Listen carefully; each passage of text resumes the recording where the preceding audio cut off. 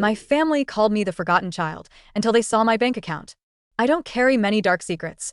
In fact, my life has been a testament to transparency and hard work, a direct reaction to a childhood spent in the shadows. But there was one secret, a colossal, life-altering truth I guarded for years, not out of malice, but for self-preservation. I always knew its revelation would be a cataclysmic event, a bomb dropped on the fragile artifice of my family. I just never imagined it would detonate so spectacularly in the middle of a Thanksgiving dinner.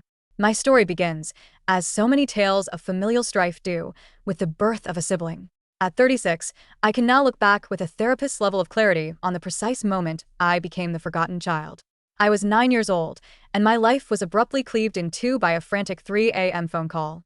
My Aunt Jen was on the other end, her voice a tense whisper that sliced through the quiet of our suburban home.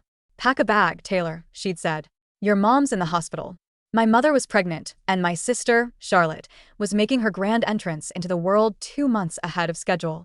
Those first few weeks were a disorienting blur of sterile hospital corridors, the antiseptic smell of disinfectant, and hushed, worried conversations that always seemed to stop the moment I entered a room. Charlotte was impossibly tiny, a fragile creature of translucent skin and a web of tubes and wires. When she was finally deemed strong enough to come home, our house transformed from a home into a medical facility. My mother, consumed by a fierce, primal fear, became a general in a war against germs. The acrid smell of bleach became the soundtrack and scent of my adolescence. This hypervigilance would have been understandable, perhaps even bearable, if it hadn't come with a cruel corollary. The moment I showed the slightest sign of illness, a sniffle, a cough, a single, errant sneeze, I was unceremoniously exiled.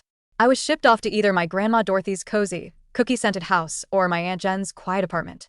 But the novelty quickly wore off, replaced by the cold, hard realization of what was actually happening.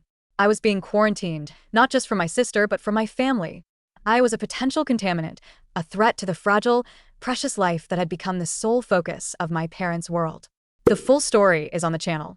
Link in description.